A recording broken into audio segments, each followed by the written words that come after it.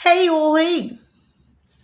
So look, man, I come to y'all, try to come like real quick, one, two, one, two. Look, y'all see that? That's what happens when y'all tutoring kids just, I don't even know how that got like way up the lake. Anyway, so real quick, I'm like about to talk to y'all about culture shock. If this is not, this is like on some mature level stuff. So like if y'all kids watching me, just listen. 'Cause I just talked to my brother about this and he like get ready to go to college. Cause culture shock come in y'all face like this, boom, like this right here, boom. That's how it happened, okay? Like Laura just explained to y'all, it just be like that. And you don't even be knowing what happened. Like, wait, what? My Laura, get back in place. My first culture shock is after Katrina when I went to Texas, San Antonio, Texas, okay? And I was like the only black girl in all my classes. And I was like, oh my God. Oh my God. Like, okay. I went home and I was like, Mom. And she was like, what? And I was like, Mom, I'm like the only black girl in all my classes. And I don't know what to do. Like when I talk to them, it'd be like some of my friends are like, maybe we come back from the weekend and I'll be like, girl, hey. How you and your mom in them? And they'd be like, what? How you and your mom in them? You know, your grandma and all them? What is that? You and your mama in them. What is your mama in them? Your peoples. What is that? First of all, from New Orleans. I'm from the dirty South. And nobody know what that means. So I'm guessing I start learning how to code switch. Speak proper, your mother and them. I guess and them still didn't, convert. So how are you? How's your mother? How's your sister? And then when I would ask directions, what math class is? Math? Yeah, math. Girl, I used to fight over that. So then I got more culture shock when history time will come around. We only get 1 month, February. We would talk about Martin Luther King and Rose Park and the list. Just all like 10 people. And I'll be like, so what happened to Billie Holiday and Neil Simone and Nat King Cole and we get ready to have history right now because you know how you have Philip D. Darwin, that's the person that invented the mailbox, and George Washington Carver. He did not invent peanut butter, people. He just came over with 300 products, kind of like that invented peanut butter. And then we had I wrote some people down, but we had the American scientists, and we had Garrick Morgan, and we had just people, and I'll be like, oh, Garrick Morgan was a part of the red light, stoplight invention. I had to remember. And then we had our first black president. Okay, Obama was the recognized first black president, but we had a black president, and his name was John Henson. You better read about it. Wake up. And he was all over the internet, right? And he was just not in the history books. And I knew about him. There were some other people that knew about him, but he wasn't like nation known about him. I didn't know why. So I just before I hop back on here, I was like reading about him just now because I had to remember some things that he gave holidays and stuff, like Thanksgiving and stuff like that. And for some reason, they took all his information off the internet. All of it. It's gone. It's like I'm in an altered universe. It's like some people know about him now, and now there are people saying he didn't exist. What? Yes, he did. He exists. Only thing that's up there now is his picture, and there's the white John Henson, and then there's the black John Henson, and the black John Henson was the first black president. Get into it. And the white John Henson, they're saying he was the president before George Washington. And the black John Henson wasn't nothing, as they usually call us. Nothing. And I'm like, what? No, that's not true. What are they talking about? I'm letting you know now. Coming to you live. Black John Henson is the first black president. Daddies, I said it. Wake up. So moving on. Back to culture shock. So when you're in a culture shock, first of all, know where you at.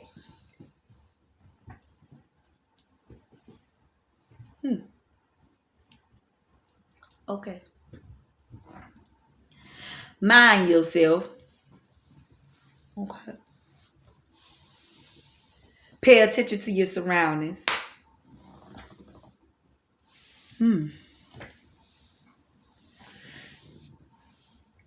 Ask your teacher, especially around history side, can we learn about this person, that person? Because they only gonna want to teach you their history. And when I be my their history, their people. Because I'm tired of learning about Booker T. We've been taught that since kindergarten. It's time to learn about some other people.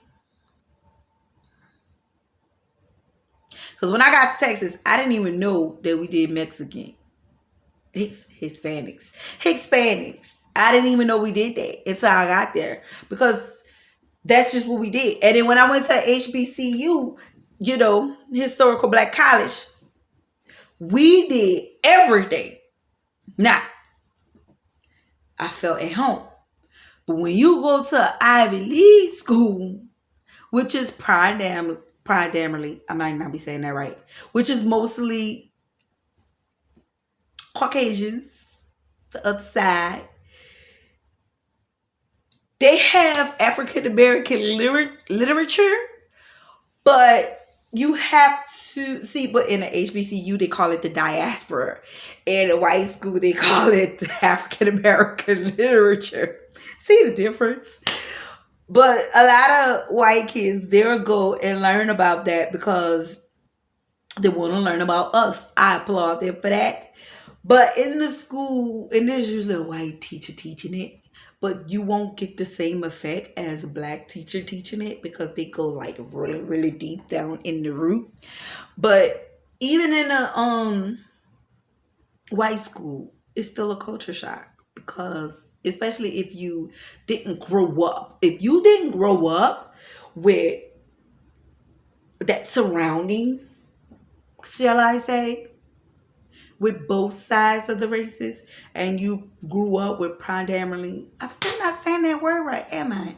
Mostly with a diversity. Hey, if you didn't grow up with a diversity of both races or multiple races, it will be like, oh, ooh, wow, man, Lord Jesus, oh, all right. It's a lot of different foods here. Somebody will bring you a plate, you be like,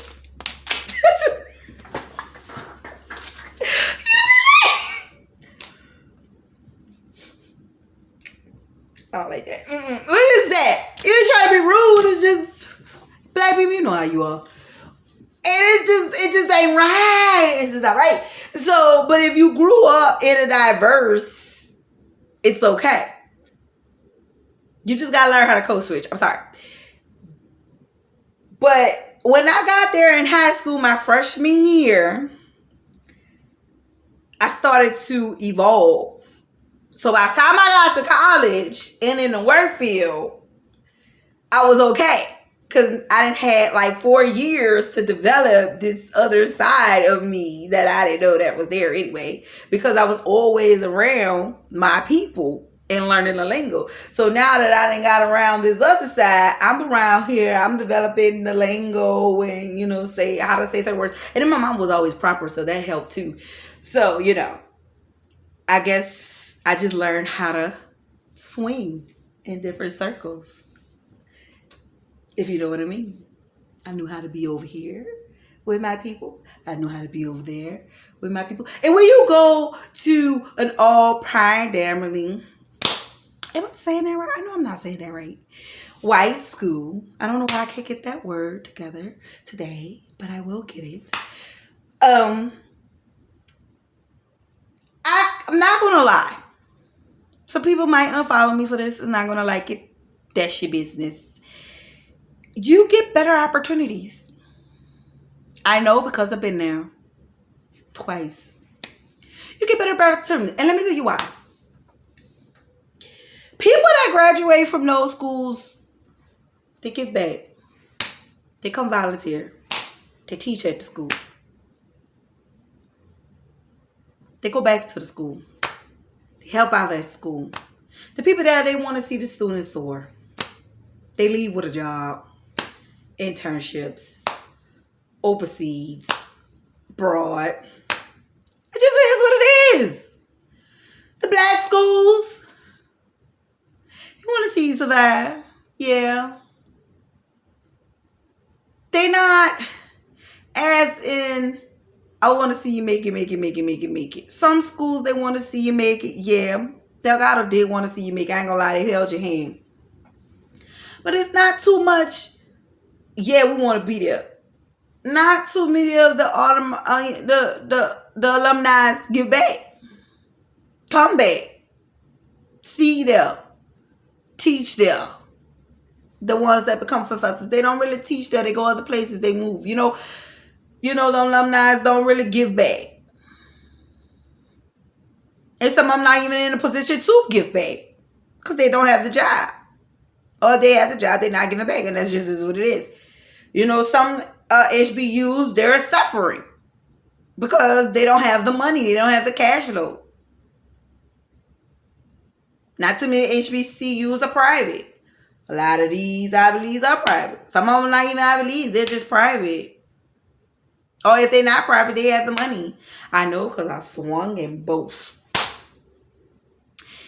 Now, that's what I got to say about that. But, don't freak out when you see the culture shock. Just learn and realize where you at, where you fit in at, and learn how to move in both circles. Because it can serve you very well. It served me very well. Moving in both circles. It's going to be a little bit woo where I'm at. Because you ain't been there before. So, moving in both circles. Light switch. I'm over here. No, it's not about wearing a mask. Because you're still you. Because I was still me. Okay? Everybody know what it is when they get me. But I would still be able to, okay, I can't do all this over here. But I can still do me. But and with my black people, I can't, I can still woo woo. Over here, I can woo woo. Because you're scared of white people sometimes. Black people, you know how we are. But anyway, that was my lesson for the day. We'll see one, teach one. Bye, you guys.